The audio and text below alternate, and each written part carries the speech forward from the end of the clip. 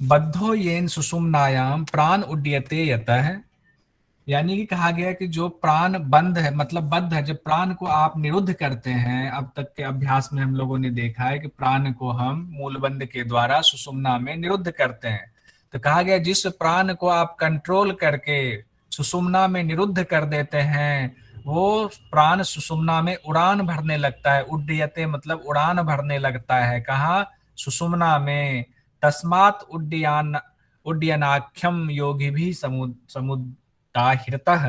कहा गया है कि योगियों का समूह, कौन से योगियों का समूह? हठ योग से जो जुड़े हुए योगी हैं, मत्स्येंद्र नाथ और उनके बाद के योगी जितने हैं, उन योगियों ने इसे ही उसी की व्याख्या के रूप में उड्डयन बंद को बताया है। यानी कि जब प्राण सुषुम्ना में उड़ान भरता है तो उसको उड्डयन बंद कहा जाता है। उसके बाद कहा गया है उड्डीनम कुरुते यस्मात् अविश्रांतम महाखगः। यहाँ महाखग कहा गया है। महाखग का मतलब होता है, एक तो खग मतलब पक्षी होता है, लेकिन जब हम महाखग शब्द का इस्तेमाल करते हैं तो इसका मतलब है कि वो पक्षियों में विशेष है। पक्षियों में विशेष भी कई जगहों पर इसका इस्तेमाल किया जाता है। कई जगहों पर शक्तिशाली पक्षी इस्तेमाल कर दिया गया है, कई जगह पर दिव्य पक्षी इस्तेमाल कर दिया गया है। लेकिन ये बेसिकली जो दिव्य प्राण है, दिव्य प्राण रूपी पक्षी है, वो क्या करता है? उड्डीनं कुरुते स्मात् अविश्रांतम। अविश्रांतम मतलब बिना विश्राम किए हुए निरंतर सुषुम्ना में उड़ान भरता रहता है ये दिव्य पक्षी। उसके बाद कहा गया उड्डीयानं तथैव स्यात् तत्र बंधः अभिधीयते। इसीलिए यह उद्यान बंद है, तत्र बंधः अभिधीयते। अब इसके बारे में नीचे हम लोग और जानते हैं। यहां तक कोई दिक्कत? महाखग के बारे में कह सकता है कि महाखग से क्या तात्पर्य है? तो यहाँ प्राण को महाखग कहा गया है कि वो प्राण जिसको हमने निरुद्ध किया है और वो सुषुम्ना में उड़ान भर रहा है, वही महाखग है। उसके बाद आगे कहा गया है कि अब इसकी क्रिया बता रहे हैं। उद्रे पश्चिमं तानंग नाभे ऊर्ध्वं च कार्येत उड्डयानो ही असो बंधो मृत्यु मातंग केसरी। यहां से क्वेश्चन निकलता है मृत्यु मातंग केसरी। लेकिन उससे पहले विधि इसकी देख लेते हैं। कहा गया है उदर को पश्चिम मतलब पीछे की तरफ, जो रीढ़ की हड्डी वाला स्थान है, उधर जब हम उदर को पश्चिम की तरफ तानते हैं, खींचते हैं और नाभि को ऊर्ध्व उठाते हैं, नाभि को ऊपर की तरफ उठाते हैं, तो यही उड्डयन बंद है। लेकिन यहाँ पे व्याख्याकार कहते हैं कि च च कार्येत शब्द का इस्तेमाल हुआ है। च का अर्थ यहाँ बता रहे हैं जिन्होंने टिप्पणी में लिखा हुआ है कि पेट को अगर हम दो भाग में बांट लें तो नीचे वाले भाग और ऊपर वाले भाग, कहते हैं कि ऊपर वाले भाग को अंदर की तरफ, नीचे वाले भाग को भी अंदर की तरफ यानी पीछे की तरफ तानेंगे। दोनों भाग को पीछे की तरफ तानेंगे और फिर नीचे वाले भाग को ऊर्ध्व, नाभि को ऊर्ध्व ऊपर की तरफ उठाएंगे। तो थोड़ा सा यहाँ पर कंफ्यूजन की स्थिति होती है, लेकिन हम लोग कंफ्यूज नहीं होंगे। इसमें शब्द के हिसाब से अगर जाते हैं तो उधर को हम पश्चिम यानी पीछे की तरफ तानेंगे और नाभि को ऊपर की तरफ उठाएंगे। यही उड्डयन बंद है, ये इसमें कहा जा रहा है। अगला जो लाइन है उड्डयानो ही असो बंधो मृत्यु मातंग केसरी। कहा गया है कि ये जो उड्डयन बंद है ये मृत्यु रूपी हाथी के लिए सिंह के समान है, मातंग केसरी है। यानी कि मृत्यु रूपी हाथी का यहाँ तात्पर्य है कि जिनका जन्म हुआ है उनका मरना तय है। तो हमारा जन्म हुआ, कहते हैं ना कि जन्म हुआ है तो जैसे जैसे हमारी उम्र बढ़ती जाती है तो हम मृत्यु की तरफ बढ़ते हैं। बहुत बड़ा सच है, लेकिन हम लोग इस बात को भूले रहते हैं। तो कहते हैं जैसे एक मतवाला हाथी चल रहा होता है, आ रहा होता है, उसी तरह मृत्यु जो है मतवाले हाथी के रूप में हमारी तरफ बढ़ रही है। कहते हैं उस मृत्यु रूपी हाथी के लिए ये उड्डयन बंद सिंह के समान है। तो यहाँ पर हम लोग थोड़ा सा इसको लिख लेते हैं, फिर आगे बढ़ेंगे। आज मैंने ये भी बनाया हुआ है, इसको देखेंगे। उड्डयन बंद का पहले हम लोग क्रियाविधि देख लेते हैं, बताएंगे। बंटी जी बताइए।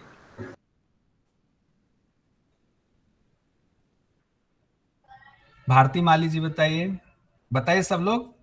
जी सर। माइक जी बताइए इसमें क्रिया। सर उधर सर को उधर को नाभि के ऊपर और पीछे की ओर खींचते हैं। पहले तो पश्चिम हुआ, पश्चिम क्या हुआ, पीछे की तरफ बस कहा, मतलब पीछे की ओर और वो पीछे खींच, नाभि मतलब नाभि को पीछे की ओर और ऊपर की ओर। और नाभि को ऊपर की ऊपर ओर। की ओर। पहले तो उधर पेट को पीछे की ओर खींचते हैं, फिर नाभि को ऊपर की ओर उठाते हैं। ठीक है, ये कहा गया है क्रिया विधि है। उसके बाद क्या कहा गया अगले लाइन में, फिर फल बताइए। इसमें और भी है लेकिन यहाँ फल देख लेते हैं। कहा गया ये जो उद्यान बंद है, मृत्यु क्या कहा गया है, मृत्यु रूपी मृत्यु हाथी के रूपी लिए सिंह के हाथी समान है। मृत्यु रूपी हाथी के लिए सिंह के समान है। लेकिन यहाँ पे कई बार शब्द इस्तेमाल कर दिया जाता है, उसी शब्द को हम देखेंगे। क्या है, मृत क्या है, मृत्यु मातंग मृत्यु केसरी। मातंग केसरी। मातंग केसरी, ये शब्द भी कई बार दे दिया जाता है। कई बार इसकी पूरा पूरा सेंटेंस दे दिया जाता है, हाथी मृत्यु रूपी हाथी के लिए सिंह के समान है, और कई बार मृत्यु मातंग केसरी शब्द दे दिया जाता है। तो जो भी शब्द हमारा आएगा, हम अगर दोनों शब्द जानते हैं, उसका अर्थ भी जानते हैं, तो एग्जाम में हमें कोई दिक्कत नहीं होगी। कौन सा बंद है ये, उद्यान बंद। उड़ियन बंद। उद्यान का अर्थ क्या होता है, मतलब है ऊपर की तरफ उठाना। उड़ना।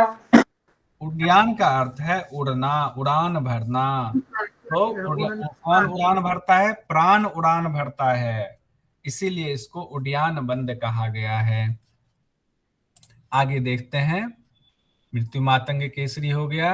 उसके बाद कहा गया है 57, उड्डीयानं तु सहजं गुरुणा कथितं यथा अभ्यसेत सततं यस्तो वृद्धो अपि तरुणायते। अब कहा गया है कि अगर गुरु के कहे अनुसार, गुरु ने जिस तरीके से अभ्यास बताया है, अगर उस तरीके से एक वृद्ध आदमी भी अभ्यास करता है, तो सहजता से वो भी तरुणाई को प्राप्त कर लेता है। तो ये यहाँ से एक सवाल आया कि अगर एक वृद्ध भी उद्यान बंद का अभ्यास करता है, तो वो भी तरुण हो जाता है। इसी में फल में देते हैं हम लोग, क्या कहा गया है, अगर गुरु के बताए अनुसार, अगर गुरु के बताए अनुसार एक वृद्ध भी, या हाँ एक वृद्ध भी उद्यान बंद का अभ्यास करता है, तो क्या होता है, युवक के समान हो जाता है। तरुण के समान हो जाता है। तरुण शब्द और युवा शब्द तो हम लोग जान ही गए, तरुण शब्द को भी ध्यान में रखेंगे कि तरुण पूछ दे या फिर युवा बोल दे, दोनों ही शब्द हमें पता होना चाहिए। युवा के समान हो जाता है।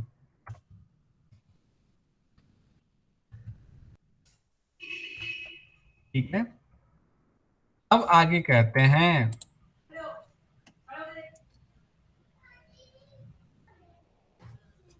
अब और थोड़ा सा बता रहे हैं इसकी विधि को, क्रिया विधि में थोड़ा सा और कह रहे हैं, नाभे ऊर्ध्वम अधः च अपीतानं कुर्यात प्रयत्नतः षण्मासाम अभ्यसेत मृत्यु जयति एव न संशय। अब यहाँ कह रहे हैं कि 6 मास तक अगर इसका अभ्यास किया जाए, तो मृत्यु पर हम विजय प्राप्त कर लेते हैं। कैसे, नाभि के ऊपर और नीचे का भाग यत्न पूर्वक पीठ की ओर खींचने से। नाभे ऊर्ध्वम अध, अब यहाँ पर जो वहां पे कंफ्यूजन थी ना कि नाभि को ऊपर की तरफ खींच रहे हैं, अब यहाँ पे उस कंफ्यूजन को दूर कर दिया गया है कि नाभे ऊर्ध्वम, नाभि को ऊपर की तरफ उठाना है, अध नीचे की तरफ उठाना है। यानी कि नाभि के 2 हिस्से अगर कर दे, नाभि के नीचे वाला, नाभि को ऊपर वाला, तो कह रहे हैं कि नाभि को ऊपर की तरफ भी उठाना है, नीचे की तरफ भी उठाना है, और उसको फिर कहाँ ले जाना है, पीछे की तरफ, पश्चिम यानी रीढ़ की हड्डी की तरफ उसको ले जाना है। तो ये अभ्यास होता है, उसको क्या कहते हैं, प्रयत्न पूर्वक उसको अगर ये अभ्यास करते रहे, तानते रहें, करते रहें, और इस तरह से अगर 6 महीने तक हम अभ्यास करेंगे, तो क्या होगा, मृत्यु को हम जीत लेंगे, मृत्यु पर विजय प्राप्त कर लेंगे, ऐसा ये लाइन कहता है। इसमें कोई संशय नहीं है, नाम मात्र का भी इसमें संशय नहीं है। अब क्रियाविधि में थोड़ा सा जो आगे बताया गया है उसको एक बार हम लोग फिर से देख लेते हैं। अभी क्या बताया गया है? नाभि को ऊपर अभी नाभि के ऊपर और नीचे के पार्ट को यत्न पूर्वक पीछे खींच रहे हैं। हाँ, नीचे के भाग को यत्न पूर्वक पीछे खींचना। ठीक है, पीछे खींचना है यत्न पूर्वक। ठीक है, पीछे खींचना है यत्न पूर्वक, ये बताया गया। इसकी और थोड़ी सी व्याख्या आगे बताई गई है। सर इसमें प्रोसेस में पूरक, रेचक और ये कुंभक पकड़ के रखना वो सब कुछ भी नहीं बताया? नहीं बताया गया है। ओके। इसमें प्रोसेस में शास्त्र में ऐसा नहीं बताया गया है। ठीक है, तो नाभि के ऊपर के भाग नीचे के भाग को यत्न पूर्वक पीछे की ओर खींचेंगे। ये अभ्यास करने से कितने महीने तक ये अभ्यास करेंगे तो मृत्यु प्राप्त कर लेंगे? 6 6 महीने महीने तक अभ्यास करने से मृत्यु पे विजय। 6 महीने तक अभ्यास करने से मृत्यु पर विजय प्राप्त कर लेंगे, मृत्यु पर विजय प्राप्त कर लेंगे, मृत्यु पर विजय प्राप्त कर लेंगे। ठीक है, यहाँ तक कोई कंफ्यूजन नहीं सर। सर जब अभ्यास करेंगे तब तो सांस को बाहर करके तभी तो ये नाभि को पीछे खींचेंगे ना? तभी खींच पाएंगे, अभी आगे और बताया गया है, तभी उसको खींच पाएंगे, नहीं तो नहीं खींच पाएंगे। श्वास बाहर निकलेगा, यानी कि जो अपान वायु है ना उसको एक तरीके से मिलाना। आगे देखिए उसमें आ रहा है। आगे कहा गया है सर्वेषाम एव बंधनाम उत्तमो ही उद्यानः। अच्छा, इसमें मूल बंध में कहा गया है कि ये जो उद्यान बंध है ये बंधों में श्रेष्ठ है। उद्याने दृढ़े बंधे मुक्ति स्वाभाविकी भवेत। कहा गया कि जब उद्यान बंध हमारा दृढ़ होता है तो मुक्ति जो है आसान हो जाती है, हमें मोक्ष प्राप्त होने में आसानी हो जाती है। तो इसीलिए उद्यान बंध का अभ्यास करते रहेंगे।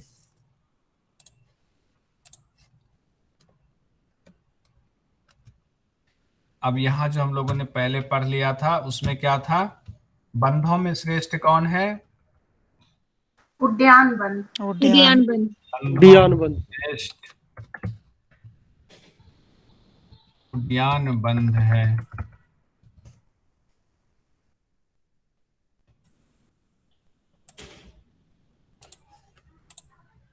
उद्यान बंध का जब अभ्यास करते हैं तो श्वास बाहर निकाल करके ही अभ्यास करते हैं। अब तक जो प्रैक्टिकल हम लोग करते हैं उसमें इसी तरह से किया जाता है।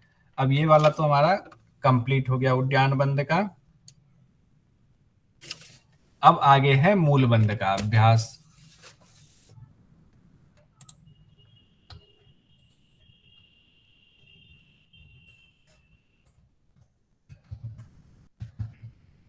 मूल बंध के बारे में कहा गया है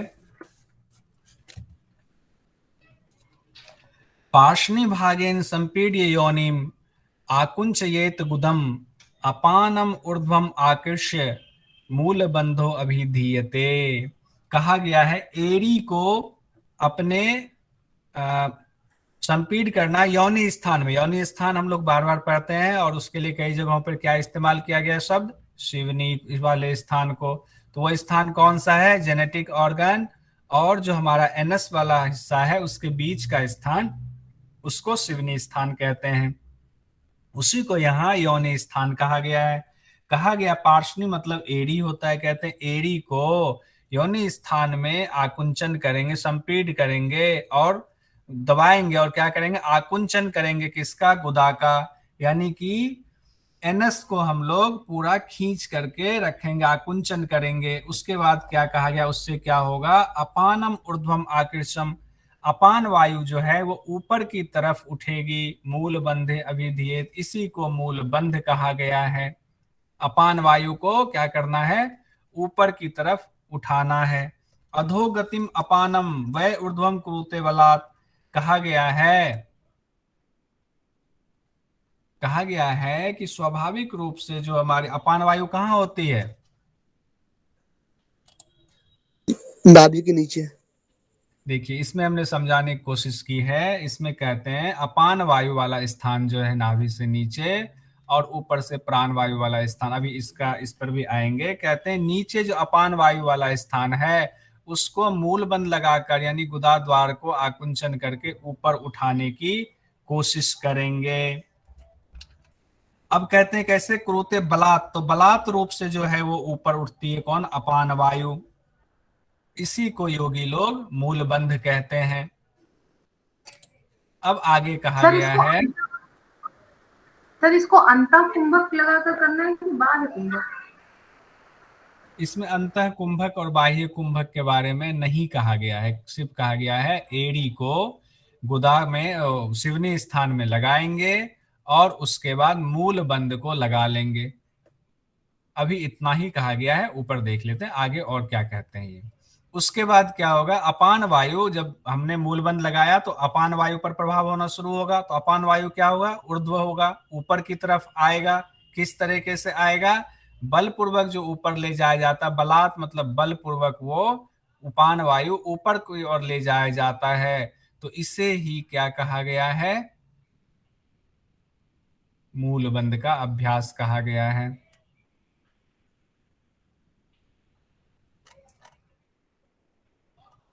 अगला हमारा सूत्र है गुदम पार्षण्या तो संपीड्य योनिम आकुंचयेत बलात् वारम वारम यथा च ऊर्ध्व समायाति समीरनः। कहा गया एड़ी से गुदा को दबाकर बारंबार बलपूर्वक योनि का आकुंचन करने से वायु ऊपर की ओर जाने लगती है। तो क्या करना है? एड़ी को दबाना है और यहां हमें गुदा मार्ग को आकुंचन करना है। इससे अपान वायु ऊपर की ओर उठने लगती है। और ये अभ्यास कब करना है? बारंबार ये अभ्यास हमें करने के लिए कह रहे हैं। कौन? ऋषि मुनि लोगों ने जो अभ्यास बताया है, जो कि भगवान शिव ने पार्वती जी को ज्ञान दिया था, उसके द्वारा हमारे ऋषि मुनियों ने सुना और अब ये ज्ञान हमारे सामने है। तो बारंबार हम योनि का आकुंचन करते हुए इस अपान वायु को ऊपर की तरफ उठाएंगे। यहाँ पर समीरन शब्द का इस्तेमाल किया गया, जिसका मतलब है वायु, और नीचे की वायु है तो उसको अपान वायु कहेंगे। अब कहा गया है प्राण अपानो। अब यहाँ पर शब्द दो दे दिया गया है, प्राणापानो, यानी कि प्राण और अपान दोनों को मिलाना है। नाद और बिंदु, नाद बिंदु मूल बंधने च एकताम गत्वा योगस्य संसिद्धि यच्छतो नात्र संशय। कहते हैं इस मूल बंध के द्वारा प्राण और अपान को एक करना है, नाद और बिंदु को एक करना है, तब योग में सफलता मिलती है। इसमें कोई संशय नहीं है। तो कैसे हम करेंगे प्राण और अपान को एक? ऊपर से प्राण भी नीचे जा रहा है, नीचे से अपान को हम ऊपर खींच रहे हैं, तो दोनों मिल गया। तो समान वायु में जब दोनों का क्या होता है, इधर से वायु नीचे से प्रेशर दे रही है, ऊपर से प्राण वायु का प्रेशर आ रहा है, तो वो कहां पर आ रहा है? समान वाले। ये दिख रहा है ना ठीक से फोटो? जी जी सर, दिख रहे हैं। तो ये समान वायु में दोनों आकर के मिलता है। तो इसका क्या फर्क होता है, क्या इससे फायदा होता है, वो भी आगे बताया गया है। कहते हैं कि इससे योग में सिद्धि मिलती है। अपान प्राणयो ऐक्यम क्षयो मूत्र पुरीशयो युवा भवति वृद्धो अपि सततंग मूल बंधनात्। कहते हैं कि प्राण और अपान जब एक हो जाता है तो उससे मूत्र और पुरुष मल मूत्र में क्या होता है? कमी आ जाती। क्षयो मूत्र पुरीशयो, मल मूत्र हमारा अपने आप कम हो जाता है। तो अगर सवाल में आ जाए किस अभ्यास से मल मूत्र कम हो जाता है, तो उड्डयन बंद के अभ्यास से मल मूत्र कम हो जाता है। युवा सर मूल बंद, माफी चाहूंगा, मूल बंद। उड्डयन में मैं कहाँ पहुंच गया? मूल बंद के अभ्यास से क्या होता है? मूत्र और पुरीश में कमी आ जाती है। कहते हैं उसके बाद युवा भवति वृद्धो अपि सततं मूल बंधनात्, कहते हैं युवा भी, वृद्ध भी जो है युवा हो जाते हैं, इसमें वृद्ध में भी इतनी शक्ति आ जाती है कि वो मूल बंध के अभ्यास से युवा अवस्था को प्राप्त कर लेते हैं। उसके बाद कहा गया अपाने ऊर्ध्वगे जाते प्रयाते वहिनी मंडलम तदा अनल शिखा दीर्घांग जायते वायुनांग आहता। अब इसमें वहिनी मंडल शब्द का कहें, अपान वायु जब ऊर्ध्व गति को जाती है तो क्या होता है, जाते प्रयाते वहिनी मंडलम। वहिनी मंडल की, वहिनी का क्या अर्थ होता है? मणिपुर चक्र। वहिनी का अर्थ होता है अग्नि, तो वहिनी मंडल का मतलब होता है मणिपुर चक्र। वहिनी मतलब अग्नि, अग्नि का स्थान कौन सा हुआ अपना? नाभि वाला स्थान, उसी को सूर्य का स्थान भी कहा गया है। तो कहते हैं इसी को वहिनी मंडल कहते हैं, इसी को मणिपुर चक्र वाला स्थान कहते हैं। तो वहिनी मंडल में जब वायु हमारा प्राण ऊपर जाता है तो वहिनी मंडल में क्या होता है, तदा अनल शिखा दीर्घा जायते वायुना आहता। अब देखिए कहा गया वायुना आहता, वायु के प्रेशर से, वायु के प्रेशर से, यानी प्राण वायु पहले कह दिया गया है, प्राण वायु ऊपर से आ रही है, नीचे से अपान वायु जा रही है, वहिनी मंडल पे दोनों मिलते हैं समान वायु के पास। तो दोनों वायु का जब प्रेशर आता है, वायु से जब ये आहत होते हैं, दोनों वायु आपस में मिलती हैं, तो वहां पर क्या होता है, अनल शिखा दीर्घा, और उससे गर्मी उत्पन्न होती है, अग्नि प्रज्वलित होती है। इसीलिए इसको कौन सा स्थान कहा गया है? सूर्य का स्थान कहा गया है। यहां तक कोई कंफ्यूजन?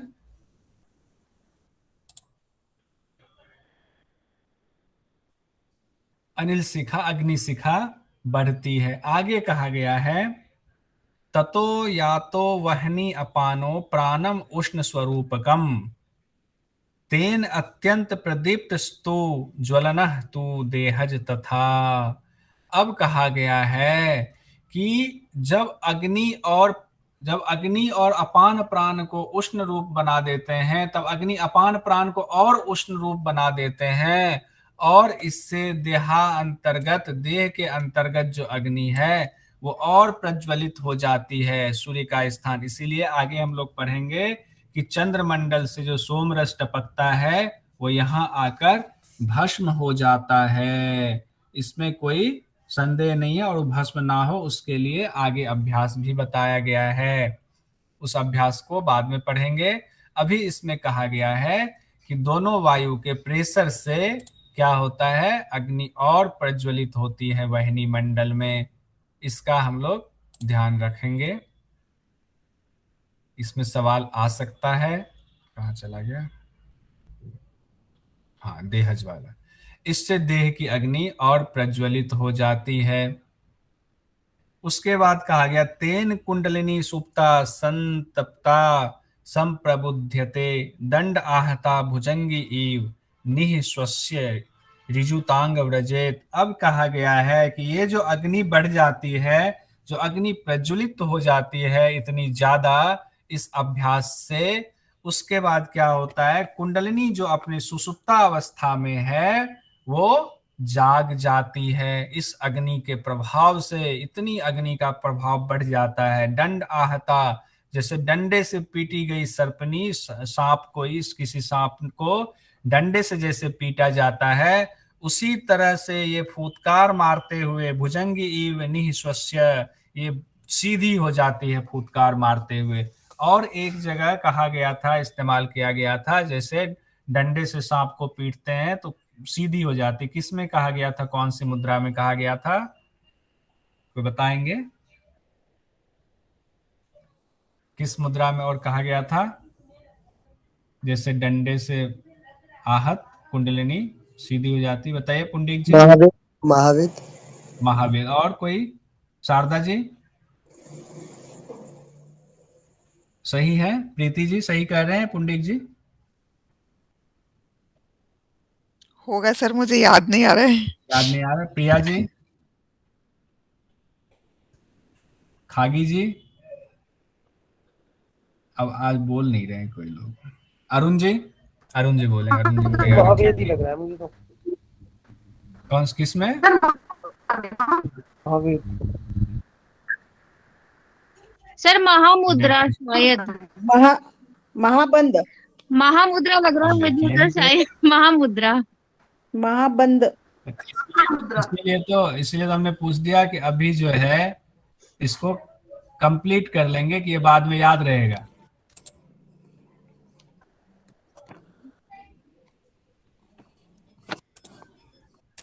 बताइए, अभी भी है समय, बताइए।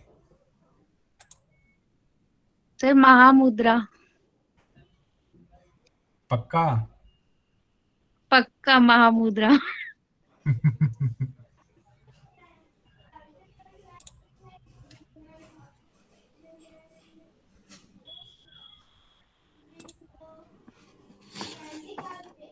देखिए, महामुद्रा में कहा गया जैसे डंडा खाकर सांप सीधा हो जाता है, उसी तरह कुंडलिनी शक्ति भी सीधी हो जाती है। पुंडिक जी?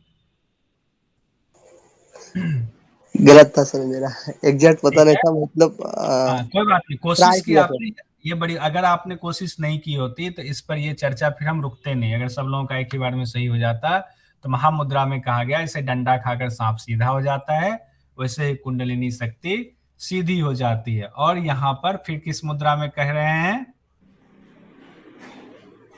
मूल बंद में कह रहे हैं। मूल बंद में कह रहे हैं कि सोई हुई कुंडलिनी व्याकुल होकर जैसे डंडे से मारी गई सर्पिनी हो, उस तरह से फुतकार मारकर सीधी हो जाती है।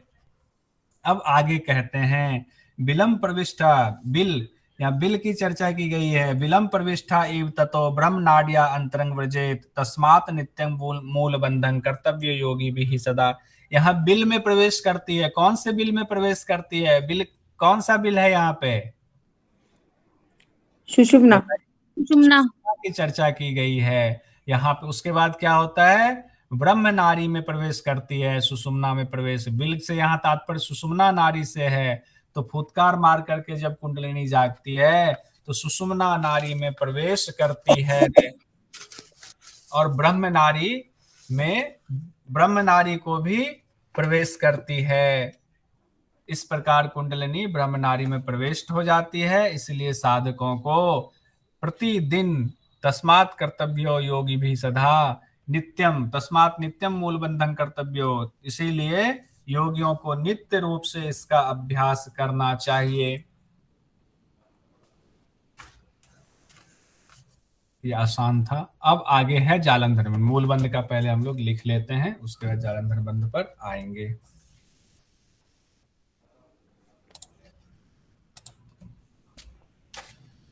बताइए क्रिया विधि में क्या है? एड़ी से सिवनी को दबाकर गुदा का आकुंचन।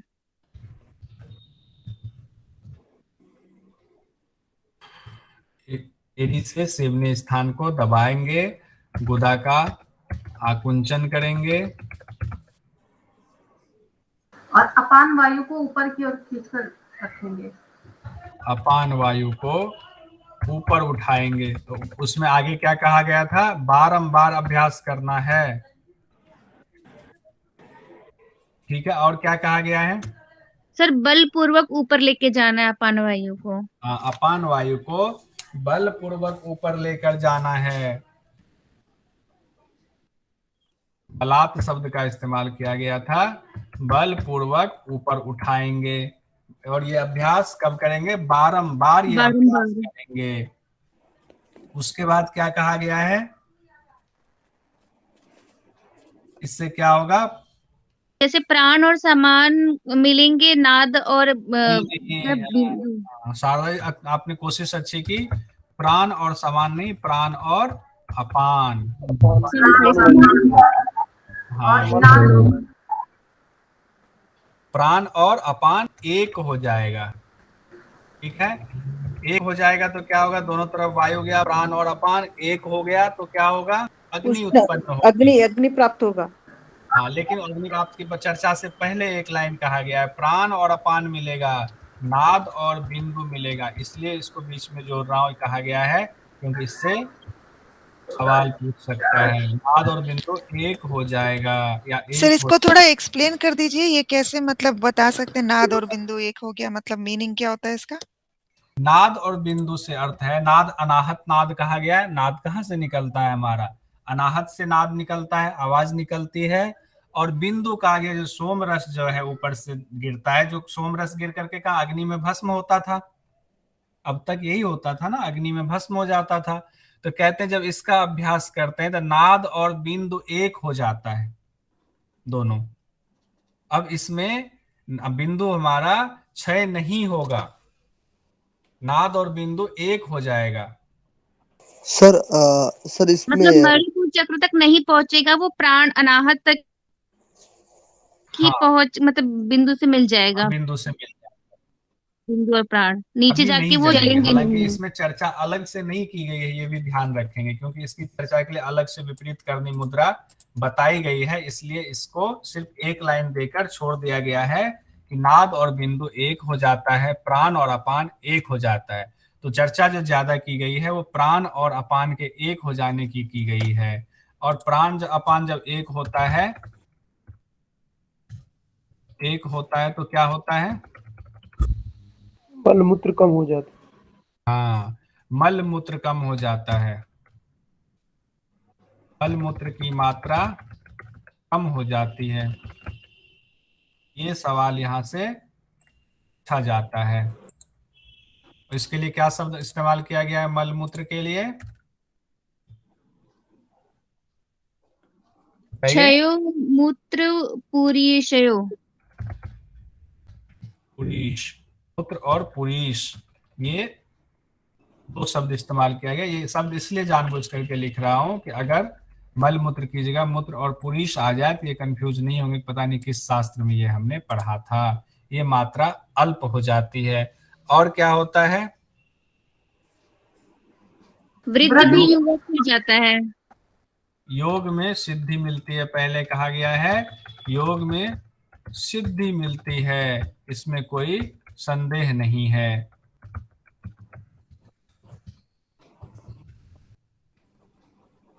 उसके बाद कहा गया है कि अगर ये अभ्यास अच्छे से किया जाए तो वृद्ध भी युवा हो जाता है।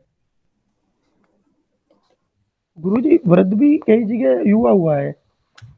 उड्डयन बंद में यूज किया गया था कि गुरु के बताए मार्ग पे चलने से वृद्ध भी जवान। और पहले भी कई जगह बताया है गुरुजी। तरुण, हाँ ये तो सब में बताया गया। ये जब हम लोग मुद्रा बंद शुरू कर रहे थे ना तो शुरू में ही बता दिया गया था, तो सबके लिए इस्तेमाल कर दिया गया था। कॉमन है ये, एक तरीके से वृद्ध भी युवा हो जाता, शुरुआत में बताया गया था। अब जो इसमें विशेष एक शब्द इस्तेमाल किया गया है वो ये है वहनी मंडल। वहनी मंडल कई बार हम लोग कंफ्यूज हो जाते हैं। वहनी मंडल किसको कहते हैं? मणिपुर चक्र को। मणिपुर चक्र, इसको हम अग्निमंडल भी कह सकते हैं। तो हाँ हाँ बिल्कुल, अग्निमंडल भी इसको कहते। वहनी का अर्थ ही अग्नि होता है। अग्नि और वहनी एक ही है, दोनों पर्यायवाची एक दूसरे का है। वहनी मंडल या अग्निमंडल या मूल मणिपुर चक्र इसको कहते हैं। कहते हैं अपान जब ऊपर जाता है और उधर से प्राण नीचे आता है, दोनों मिलता है तो एक बहुत गर्मी उत्पन्न होती है, अग्नि बहुत ज्यादा बढ़ जाती है। अनल शिखा दीर्घा जायते, अनल शिखा यानी कि दोनों वायु के प्रवाह से अनल शिखा इतनी बढ़ जाती है कि प्राण उष्म रूप जो है, उसके बाद क्या होता है? तेन अत्यंत प्रदीप्त अस्तु ज्वलंतु देहज तथा। और फिर क्या होता है इससे, अग्नि बढ़ने से? बताइए क्या होता है? कुंडलिनी जागृत हो जाती। कुंडलिनी जो सोई हुई थी वो जैसे सांप जागृत हो जाती है। हाँ, वो फुटकार मारते हुए खड़ी सीधी हो जाती है।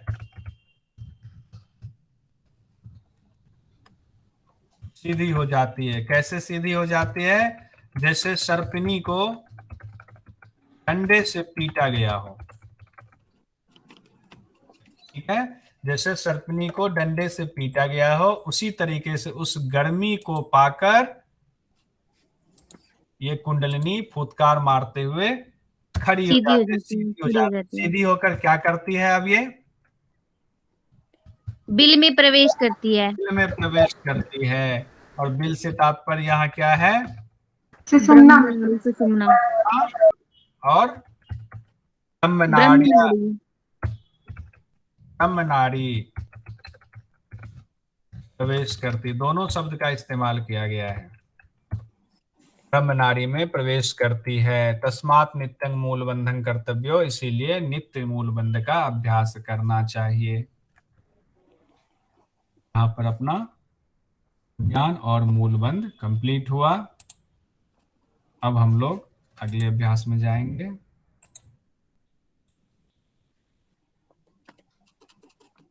जालंधर बंध में अब कहा गया है कंठम आकुंच्य हृदय स्थापयेत चिबुकम दृढ़म। कहा गया कंठ का आकुंचन करके हृदय को स्थापित करना है। कहाँ पे? चिबुक में। इसी को जालंधर बंध, जालंधर बंध का नाम जालंधर बंध क्यों पड़ा है, किन्हीं को पता है? बताएंगे कोई? जालम मतलब network of nerves in the throat. Yes, बिल्कुल सही। कहा गया गले के पास क्या है? नाड़ियों का जाल बिछा हुआ है, उसी का आकुंचन हमें करना है। आगे अगले सूत्र में वैसे दिया हुआ है, तो आगे देखेंगे। कंठम आकुंच हृदय स्थापयेत चिबुकम दृढ़म, दृढ़ता पूर्वक चिबुक पर अपने कंठ को आकुंचन करके हृदय पर चिबुक को स्थापित कर देंगे। उसके बाद क्या कहा गया दूसरी लाइन में? बंधो जालंधराख्य अयं जरा मृत्यु विनाशन। कहा गया इस जालंधर बंध के अभ्यास से बुढ़ापा और मृत्यु पर विजय प्राप्त। अब यहाँ भी बुढ़ापा और मृत्यु आ गया अरुण जी। बुढ़ापा मृत्यु पर विजय का क्या मतलब? बुढ़ापा से बुढ़ापा पर विजय पा लेंगे तो यानी युवावस्था हमारी आ जाएगी, बुढ़ापावस्था नहीं रहेगी। तो जालंधर बंध में भी ये चीजें कही गई है। तो जालंधर बंध की क्रिया विधि में तो सिंपल कहा गया है, कंठ का आकुंचन करेंगे, हृदय पर स्थापित कर देंगे चिबुक को दृढ़ता पूर्वक। उसके बाद कहा गया है बंधनाति ही शिरा जालंग अधोगामिनी भोजलम ततो जालंधरो बंध कंठ दु खौघनाशनम। कहा गया है कि कंठ में जो ये शिराजाल है, उससे संबंधित जो रोग समूह है, उससे क्या होगा? खत्म होता है। तो कौन कौन से रोग होते हैं गर्दन से संबंधित? टॉन्सिलाइटिस, हाँ, थायराइड या सबसे ज्यादा थायराइड की समस्या आजकल लोगों को होती है। और गुरुजी गले से संबंधित? हाँ, कफ की समस्या भी होती है। कफ की भी होती है, लेकिन थायराइड की समस्या सबसे ज्यादा होती है। गले के पास थायराइड ग्लैंड होता है ना। और कौन सा चक्र होता है यहाँ पर? विशुद्धि चक्र। विशुद्धि चक्र होता है। कितने कमल दल होते हैं विशुद्धि स्वर- चक्र? 16 कमल दल होते हैं इसके। और इसका मंत्र क्या है? बीज मंत्र ओम हम है। लवर यह हम लोगों ने पढ़ा था, लवर यह। अच्छा, इसमें तो नहीं पढ़ाया था। हाँ, अंतिम इसको कहा गया है घेरंड में जो पंच धारणा है उसमें पांचवी धारणा यही है। तो इसका मंत्र है हम। तो कहा गया है कि जालंधर बंध के अभ्यास से क्या होता है कि कंठ से संबंधित जो रोग होते हैं, जो जालंधर बंध नाड़ी यानी कंठ के नाड़ियों का जो समूह होता है, उससे जालंधर बंध लगा करके उसको हम बांध लेते हैं और वहां के रोग समूह इससे नष्ट हो जाते हैं। इतना ही नहीं, जालंधर बंध का जो सबसे बड़ा फायदा है वो कहा गया है कि खौघनाशनम। इससे क्या होता है? सोम श्राव को रोकने वाला है। अब सोम मंडल से जो श्रावित होता है, जो हम लोगों ने खेचरी मुद्रा में इतना पढ़ा हुआ था, जिसको खेचरी के अभ्यास से हम लोग रोक रहे थे, ऊपर ही, नीचे नहीं आने दे रहे थे, उसका रसपान कर रहे थे। कहा गया है कि जब कंठ को हम चिबुक को हृदय पर दृढ़ता से लगा लेते हैं तो वो सोम का श्राव नीचे नहीं जा पाता है, उसको भी हम रोक लेते हैं। तो जैसे सोम का श्राव रुक जाएगा तो ऐसे ही बुढ़ापा नहीं आएगी, बुढ़ापा पर हम विजय प्राप्त कर लेंगे। उसके बाद कहा गया जालंधरे कृते बंधे कंठ संकोच लक्षणे ना पीयूषम पतति अग्नो ना च वायु प्रकुप्यति। कहा गया कि कंठ संकोचन की विशेषता वाले इस जालंधर बंध के करने से सोम श्राव जो है वो जठराग्नि में नहीं गिरता है, और वायु का भी प्रकोप नहीं होता है। अभी जो हम लोगों ने देखा था, यहाँ पर प्राण वायु और अपान वायु के मिलने से समान वाले स्थान यानी वहिनी मंडल मणिपुर चक्र में जो अग्नि उत्पन्न हुई थी, उस अग्नि में ये सोम श्राप आकर के भस्म ना हो जाए, तो जालंधर बंद के लगाने से वो भस्म नहीं होता, ऊपर ही रुक जाता है। पीयूष यहाँ इस्तेमाल किया गया है सोम श्राप के लिए, और पीयूष का शाब्दिक अर्थ क्या होता है? अमृत। तो वो अमृत रूपी जो सोमरस है, उसका श्राप नीचे तक नहीं होता है, जालंधर बंद से वो रुक जाता है। और इसमें एक और जो फायदा बताया गया है कि वायु का प्रकोप यानी वात दोष संबंधित रोग भी हमें नहीं होते हैं। आगे कहा गया है कंठ संकोच। अब इसमें एक और बहुत बड़ा बताया गया, 16 आधार बताया गया, उसको भी हम लोग देखें। कंठ संकोचनेन एव द्वये नाड्यो दृढ़ं स्तंभयेत दृढ़ं मध्य चक्रम इदम ज्ञेयं षोडश आधार बंधनम। अब षोडश आधार किसको कहा गया है? अभी बात हुई थी, विशुद्धि चक्र। विशुद्धि चक्र। विशुद्धि चक्र को षोडश आधार कहा गया। कंठ संकोचन के द्वारा ही इरा और पिंगला को दृढ़ता पूर्वक, यहाँ क्या है? द्वय नाडियों जब भी इस्तेमाल हुआ है, इरा और पिंगला के लिए, शिव और शक्ति के लिए, सूर्य और चंद्रमा के लिए इस्तेमाल हुआ है, उसको दृढ़ता पूर्वक रोक लेते हैं। तो यह मध्य चक्र कहा गया है, जो कि मध्य चक्र षोडश आधार वाला है। 16 आधार वाला बंधन यहाँ पर नियंत्रण होता है हमारे शरीर के 16 आधारों पर। तो षोडश आधार पर बंधन। षोडश आधार कौन कौन सा है? 16 आधार पहले भी हम लोगों ने शायद चर्चा की थी, नहीं की थी। षोडश आधार का निरूपण यहाँ किया गया है। षोडश आधार को एक बार मैं चाहूंगा कि इसको देख लिया जाए अच्छे से।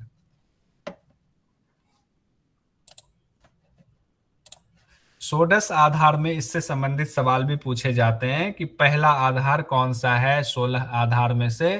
तो उसमें कहा गया है पांव का अंगूठा पहला है। कौन सा है पहला? पाँव का अंगूठा। पांव का अंगूठा है। दूसरा कौन सा है? गुल्फ। गुल्फा बोले तो टंगना। रखना, ये दूसरा हमारा गुल्फ है। गुल्फ मतलब एड़ी एड़ी एक हिंदी में कहें तो एड़ी को कहा जाता है गुल्फ। तीसरा क्या है हमारा? जानू, घुटना। जानू क्या होता है? घुटना। घुटना। तीसरा हमारा जानू है। चौथा क्या है? उरु। उरु उरु मतलब जंगा। मतलब जंघा। अगला क्या है? शिवनी। हम लोग तब से पढ़ रहे हैं। शिवनी में किसी कंफ्यूजन तो नहीं? शिवनी किसको कहते हैं? स्थान योनि प्रदेश। योनि प्रदेश को, वो होता है जेनेटिक ऑर्गन और मलद्वार के बीच का जो स्थान है उसको योनि प्रदेश कहते हैं। छठा हमारा कौन सा है? लिंग।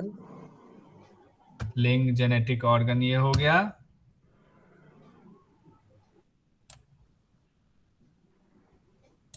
ये छठा हो गया। उसके बाद हमारा है सातवां नाभि। इसको कहते हैं वहनी मंडल वाला स्थान हमारा हो गया षोडश आधार का सातवां। आठवां हमारा कौन सा है? हृदय। हृदय। इसको साथ साथ मनन भी करते जाइएगा, तुरंत याद हो जाएगा, कोई दिक्कत नहीं होगी इसको याद करने में। आठवां हमारा हृदय स्थान है। और कौन सा रह गया? 8 ही हुआ, भी 8 बचा हुआ है। उसके बाद 9वां हमारा है ग्रीवा। ग्रीवा। गर्दन।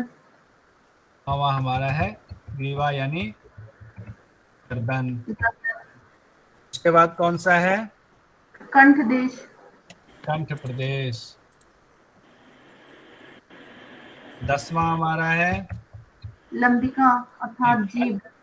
प्रदेश अभी गया। उसके बाद 11वां में आएगा। 11वां में कौन सा आएगा? लंबिका जीभ। यानी कि जिह्वा। जिह्वा ही लिख देते हैं, जिह्वा या लंबिका। उसके बाद क्या है? नासिका, सॉरी, नासिका। नासिका। 12वां स्थान हमारा हो गया नासिका। 13वां स्थान कौन सा हो गया? भ्रूमध्य, भूमध्य। गुरुजी भूमध्य आज्ञा चक्र वाला। जी, आज्ञा आज्ञा चक्र वाला भूमध्य हो गया हमारा। ये स्थान हमारा भूमध्य का हो गया। हाँ, ये तो ऊपर चला गया। अच्छा, फिर से 13वां हमारा हो गया ललाट, भूमध्य। उसके बाद क्या हो गया 14वां? ललाट, ललाट।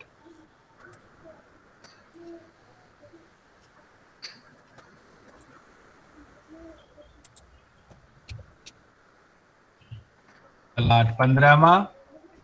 मूर्धा, ललाट का ऊपरी भाग। हाँ, ललाट का मूर्धा वाला है ना, छोटे बच्चों का जहाँ सिर पे पलपला स्थान होता है, जो बहुत सॉफ्ट होता है, जहाँ हड्डियों का ज्वाइंट बाद में होता है, उसी को मूर्धा स्थान कहते हैं। ठीक है, इसमें कंफ्यूजन तो नहीं किसी को? नहीं सर, अभी तक नहीं पता, तो समझ में आ गया। सर ललाट बोले तो अपना कपाल है, ललाट फोरहेड को बोलते हैं। फोरहेड। हाँ, और मूर्धा स्थान किसको बोलते हैं? ललाट के ठीक ऊपर। तालू वाला भाग। हाँ, उसको तालु स्थान भी कहा जाता है, उसी को मूर्धा कहते हैं। जहाँ छोटा बच्चा जब होता है नवजात, उसके सिर पे उंगली रखेंगे तो सिर जो है थोड़ा सा नीचे दबता है, पलपला स्थान होता है, उसी को मूर्धा स्थान कहते हैं। और 16वां जो है वो ब्रह्म रंध्र है, सिर का सबसे ऊपर वाला हिस्सा। ये इस तरह से 16 आधार पर हम कंट्रोल कर लेते हैं। किसके द्वारा 16 आधार पर कंट्रोल करते हैं? जालंधर बंद जालंधर बंद के द्वारा। जालंधर बंद के द्वारा। ये तो कहाँ चला गया? ये कैसे होता है सर? जालंधर बंद करने से ये कंट्रोल होता है, मतलब क्या होता है? एक सेकंड। ब्रह्मरंध्र का एग्जैक्ट लोकेशन सर बता सकते हो? ब्रह्मरंध्र का एग्जैक्ट लोकेशन इसमें कहा गया है, सिर का सबसे ऊपर वाला हिस्सा है, वही ब्रह्मरंध्र है। एक सेकंड।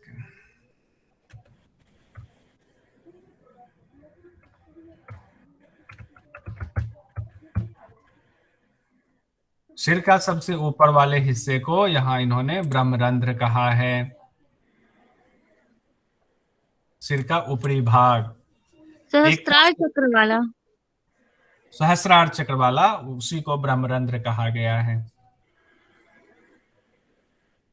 कहते हैं कि शरीर के 16 आधारों पर नियंत्रण हो जाता है।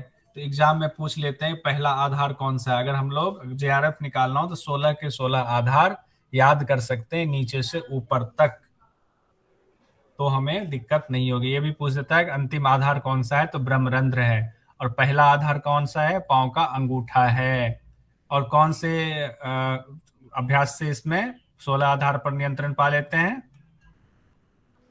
जालंधर बंद से। जालंधर बंद के अभ्यास से। अगला कहा गया है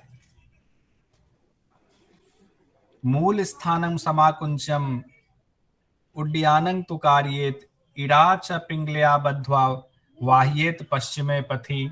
कहा गया है कि गुदा का आकुंचन, मूल स्थान मतलब गुदा का आकुंचन, जब हम मूल स्थान का आकुंचन करते हैं तब क्या होता है, उसके बाद उड्डयन बंद करना। पहले गुदा का आकुंचन करके यानी कि मूल बंद लगा करके उसके बाद उड्डयन बंद करते हैं, और उसके बाद इड़ा और पिंगला को रोक कर यानी कि जालंधर बंद लगाकर पीछे के मार्ग से यानी कि सुषुम्ना के मार्ग से प्राण को प्रवाहित करते हैं।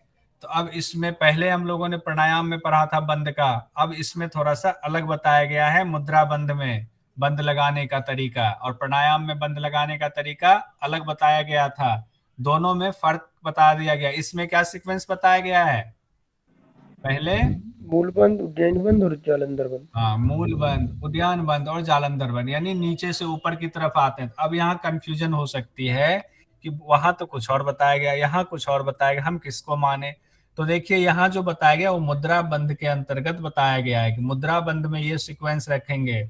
और वहां प्राणायाम में क्या बताया गया था? पूरक अंते, पूरक के अंत में क्या करेंगे हम? जालंधर बंद। वहां पहले जालंधर बंद लगा रहे थे, फिर मूल बंद लगा रहे थे, और बाद में रेचक करते समय, रेचक जैसे शुरू हुआ वैसे ही उद्यान बंद लगाना शुरू कर देते हैं। उद्यान बंद लगाते हुए रेचक कर रहे थे, तो वहां था हमारा स्थान। बताइए अरुण जी, प्राणायाम वाला बताइए।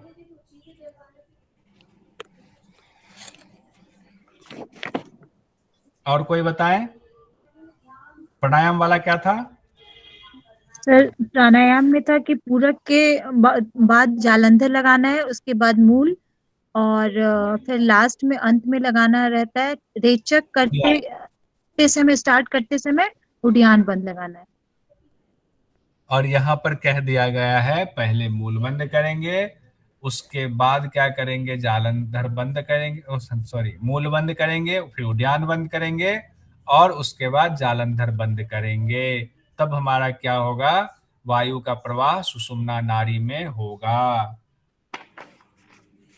ये सीक्वेंस दोनों। अब कोई पूछेगा तो कंफ्यूज मत होना आप लोग।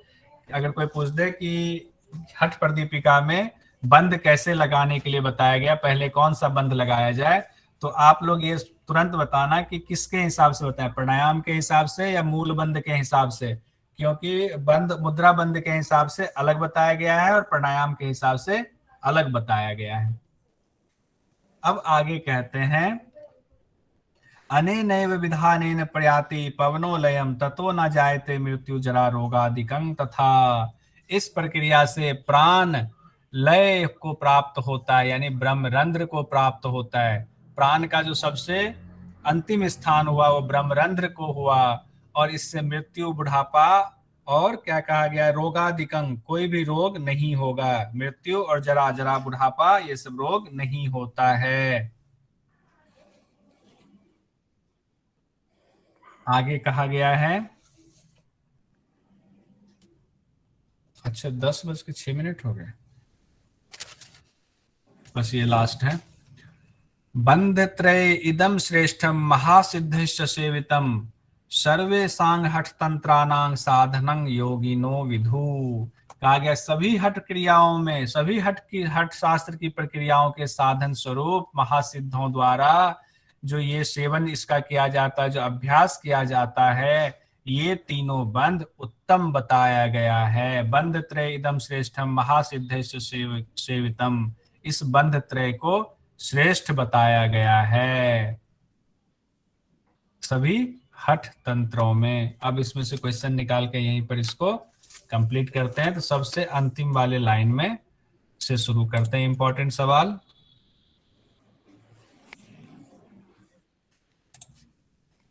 ये हमारा है जालंधर बंद। तो जालंधर बंद में क्या होता है, या विधि क्या है? सर कंठ का आकुंचन कर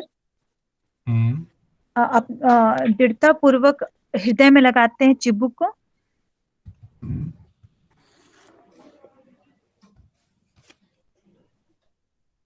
दृढ़तापूर्वक, दृढ़तापूर्वक हृदय में लगाते हैं चिबुक, स्थान पर लगाते हैं। फिर और बताइए। और आगे यही है ना, चिबुक को दृढ़तापूर्वक हृदय स्थान पर लगाते हैं। इसको क्यों कहा गया है जालंधर बंद? जालंधर बंद क्यों कहा गया है? शिराओं का शिरा का यहाँ जाल होता है।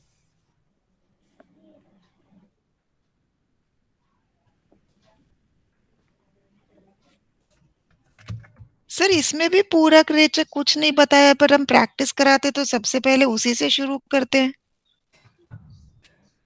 है उसमें है, इसमें देखिए ये जो शास्त्र है ना, शास्त्र में इसीलिए कहा गया कि गुरु के निर्देशन में करना है। बहुत सारी चीजें छोड़ दी गई हैं, नहीं बताई गई हैं। अगर उतनी सारी चीजें बताते तो ये शास्त्र बहुत लंबा हो जाता और लोग फिर अपने से उल्टा सीधा करने लग जाते। इसीलिए इसमें पूरक रेचक का कई जगहों पर चर्चा नहीं की गई। कई जगहों पर सिर्फ गुप्त रूप में 2 चीजें बता दी गई, 4 चीजें गुरु बताएंगे। मेरा अपना मत ये है, क्योंकि फिर पूरक रेचक नहीं करेंगे तो फिर अपान वायु प्राण वायु को आप मिलाएंगे कैसे, फिर आप उड्डयन को उठाएंगे कैसे, उड्डयन माफ चाहूंगा महाखग को उठाएंगे कैसे, तो बिना पूरक रेचक के तो काम ही नहीं बनता है हमारा। और इससे क्या होगा, इससे क्या होगा अभ्यास करने से,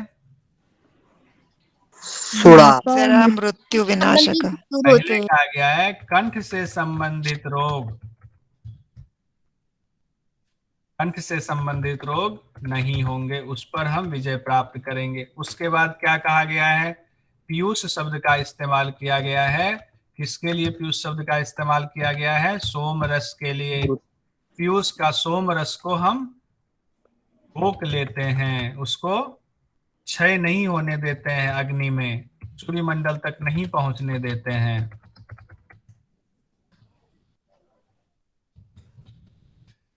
ये इंपॉर्टेंट फायदा बताया गया है। और क्या बताया गया है, वायु रोग नहीं होते, वायु का प्रकोप नहीं होता। और एक जो बहुत इंपॉर्टेंट बताया गया है 16 दो नाड़ियों की नियंत्रण हो जाता है।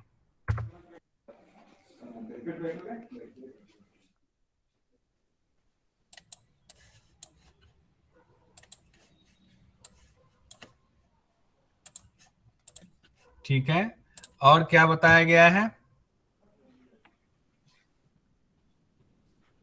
बताइए, अभी कह रहे थे प्राण लय को प्राप्त होता है, अर्थात ब्रह्मरंध्र में जाता है।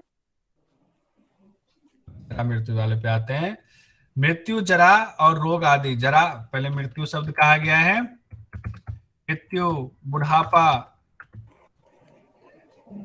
बुढ़ापा और बाकी रोगों पर भी विजय प्राप्त कर लेते हैं।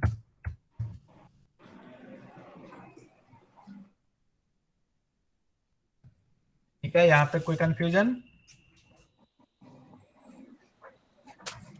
अब आगे कहा गया है कि ये बंध त्रय में, इस बंध त्रय को श्रेष्ठ माना गया है। इन तीनों बंधों को महासिद्धों ने श्रेष्ठ माना है।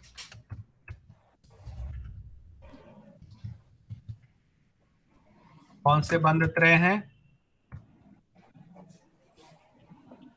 मूलबंध, उद्यान, जालंधर।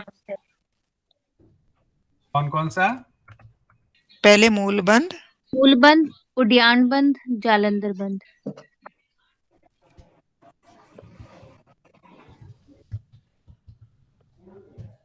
मूलबंध, उद्यान बंध, जालंधर बंध को महासिद्धों ने श्रेष्ठ माना है। अब एक जो और इम्पोर्टेंट चीज रह गया है वो ये रह गया है कि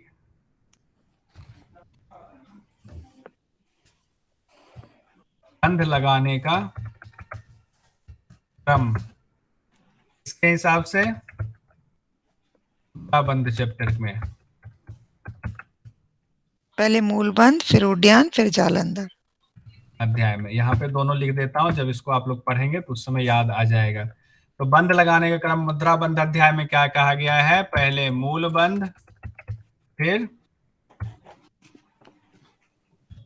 उद्यान बंध और फिर जालंधर बंध।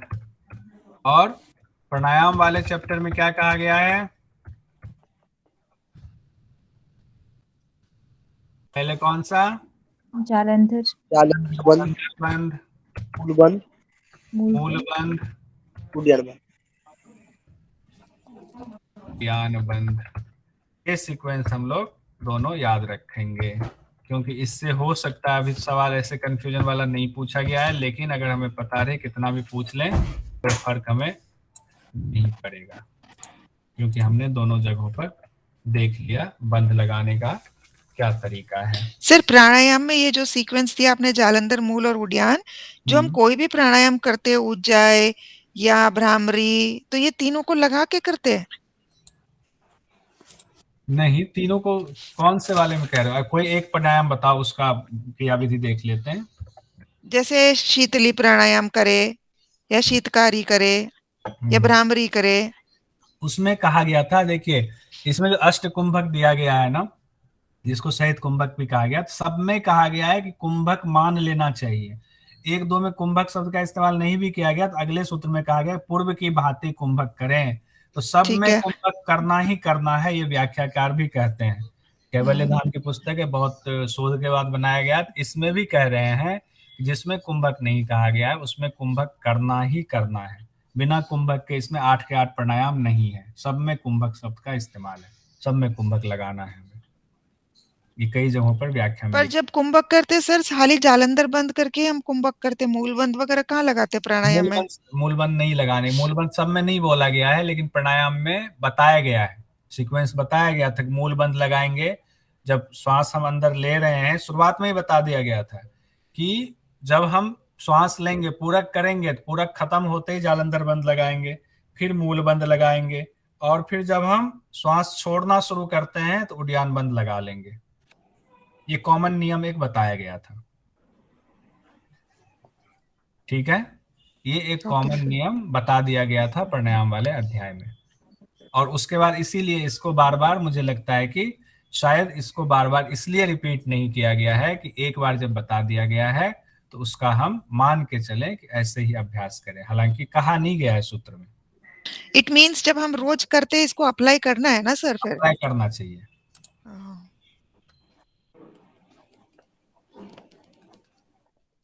यहाँ तक आज हम लोग रखने देते हैं।